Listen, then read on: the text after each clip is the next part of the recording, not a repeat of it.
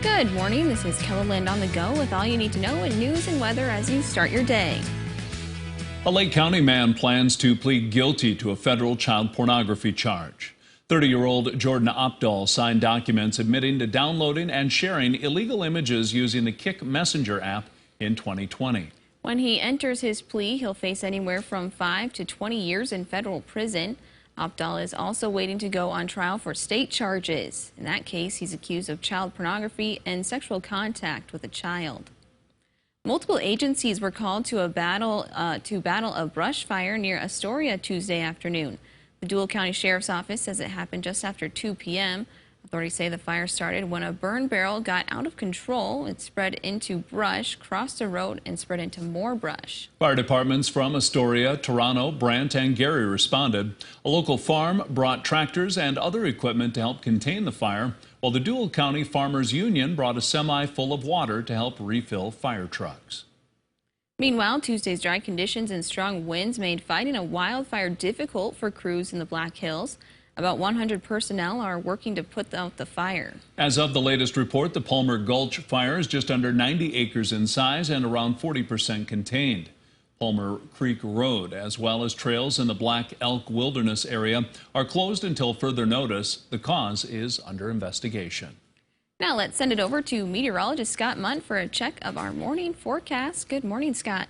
Good morning, Sarah. Good morning, everybody. We are looking at another warm day. Though windy, strong south winds 20 to 40 miles per hour. Some of these wind gusts will be over 40. Keep this warm air in place. In fact, we may see another day with records falling, with temperatures in the 70s and 80s. I'll have more details, or excuse me, Brian will have more details on your forecast coming up. Thank you, Scott. Election Day is less than a week away, and South Dakota voters will once again vote on recreational marijuana. Initiated Measure 27 would legalize it for people who are at least 21 years old. IM27 sponsor Melissa Mentley is submitting a public records request that seeks information about a news conference that took place last week in Sioux Falls.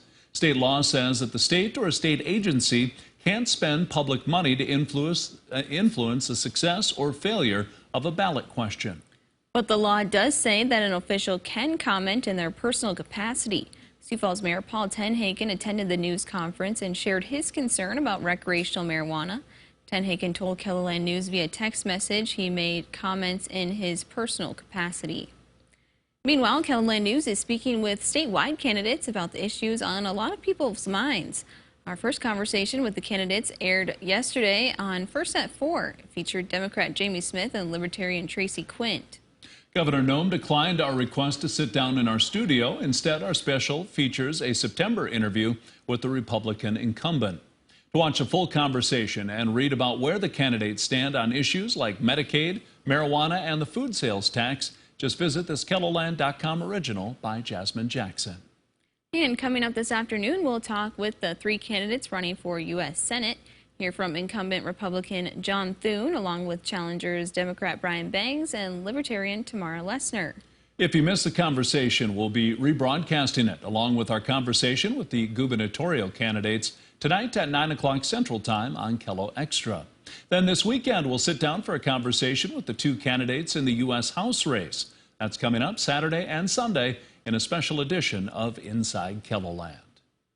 Sioux Falls city officials say they've never seen anything like it and probably won't again for quite some time. They're talking about all the new construction going up. Between the new Sharapa and Steel District, the city is on pace to reach almost $2 billion in new construction.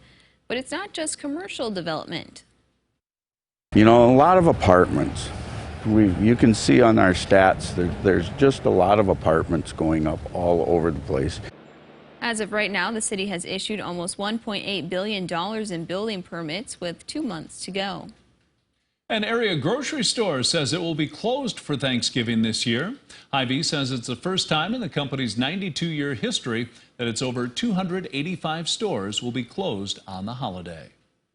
The Sioux Falls Stampede is set to host one of its biggest fundraisers of the season on Friday. The sheet of ice at the Premier Center is currently white, but will soon get a fresh coat of paint for pink in the rink night. The game raises money and awareness in the fight against cancer and will include a puck drop featuring people directly impacted by cancer. They've gone through so much and have battled through things that, people probably don't quite understand the effect that it has not only on them but their families. So if we can give them something that is special, a fun night where they can kind of, enjoy themselves and also be recognized, certainly that's a fun thing to play a part in. Proceeds will benefit American Cancer Society and families close to the Stampede currently battling cancer. We've included a link with information on how you can bid on a jersey under this story right here on KELOLAND.com. And that's a look at some of our top stories. Now let's get one last look at your weather with meteorologist Brian Karstens. Brian? Okay, couple talking points. Red flag warnings are out today due to the dry conditions, the wind as well. High temperatures close to record territory for some of us today. Let's look at the latest hourlies. We've started the morning in the 50s and a few low 60s. This time of year, that speaks for itself, doesn't it? Later on this afternoon, widespread mid to upper 70s. Central Kettleland, winter could hit 80 or a little better. Sioux Falls, at least in the mid 70s. Overnight tonight, though, we've got a cold front coming through. It's going to swing through Pierre and Aberdeen through 6 a.m. tomorrow morning. There will be some snow in Wyoming tomorrow morning. Some of that probably teases the Black Hills. The impact overall, though, in western South Dakota is pretty minimal. We're just not really linked to any depth of moisture with this system, but it's definitely cold enough to support some snowflakes. Sioux Falls will be on the timeline there to probably hit close to 70 with that southwest wind gusty, and then the front will swing into Sioux Falls late in the afternoon, and then the temperatures will fall with the north winds. We're probably adding another little light mix Friday morning coming out of central Nebraska. Notice the blue colors there, and this is, again, nothing as far as a major system, but just a little novelty there to fit into the story for Friday morning. I do think Sioux Falls will get into some rain Friday morning, and the thinking is a couple tenths of an inch could be a starting point on this one. There will be some locally better totals as you work your way into Minnesota and also southward into eastern Nebraska and Iowa. In fact, there'll be a regeneration of that rain in the Hawkeye State on Saturday, might even blend with a couple snowflakes. But that's not going to be an impact here. I think it'll be a fair weekend. We'll have a lot of 50s. Maybe Saturday we pick up some 60s in western South Dakota. Then, as we turn the page on next week, things get more complicated the farther we go out on the timeline here. I mean, question marks are certainly needed. Let's look at this temperature pattern. There's Monday, 40s, 50s to start the week, but the clash of the air mass is already gathering. You've got some Arctic cold in Montana, and you take this out another day into Tuesday and Wednesday. The particulars on this graphic will change, but the idea, the concept is we have large variation in temperatures when you look at Iowa, Nebraska versus Montana, and Kettleland being kind of in this sandwich zone. And yep, you can be the judge of how you feel about this forecast, as Scott Munt shakes his head about this. I agree with that, Scott. That's a tough forecast. We'll have more, of course, later today. Let's wrap it up here. 70s on the board today. Sioux Falls 75. Sioux Falls 7-day forecast. 50s for the weekend. And we think Sioux Falls could get into a warmer pattern by day 7. That is a key change to what we were forecasting yesterday. We think that there'll be a lot more to unpack on the timing of how much warmth we can get, how long that's going to last, and then when we're going to get the green light to bring in some below normal temperatures. That will happen. It's just going to be a process that'll work its way out on the 7-day. Aberdeen, a lot of 50s for the weekend. I'd kind of like to take the middle route on this one for now.